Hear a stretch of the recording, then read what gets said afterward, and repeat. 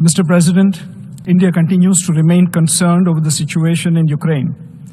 We maintain that the loss of innocent lives is unacceptable and no solution can be found on the battlefield. India has consistently advocated that the path of dialogue and diplomacy is the only way forward to end the ongoing conflict in Ukraine, no matter how insurmountable such a course may appear. The wholehearted participation and commitment of all stakeholders are critical for lasting peace. Mr. President, India welcomes recent positive developments in this direction.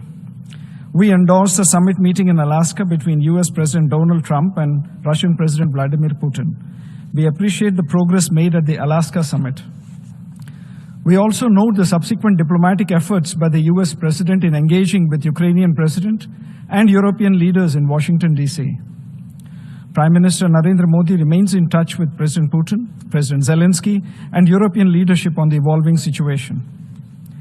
We believe all these diplomatic efforts hold the promise of bringing to an end the ongoing conflict in Ukraine and opening up prospects for a lasting peace. Mr. President, we continue to note with regret the collateral consequences of the conflict, including prices of fuel, affecting the world at large, and particularly the countries of the global south, which have been left to fend for themselves. From our perspective, it is critical that their voices are heard and their legitimate concerns duly addressed.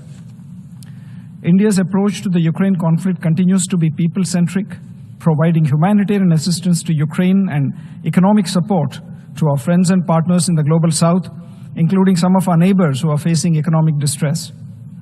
To conclude, Mr. President, an early end to the conflict in Ukraine is in the interest of everyone.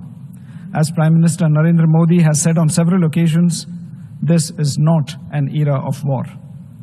India stands ready to support diplomatic efforts for an early end to the conflict.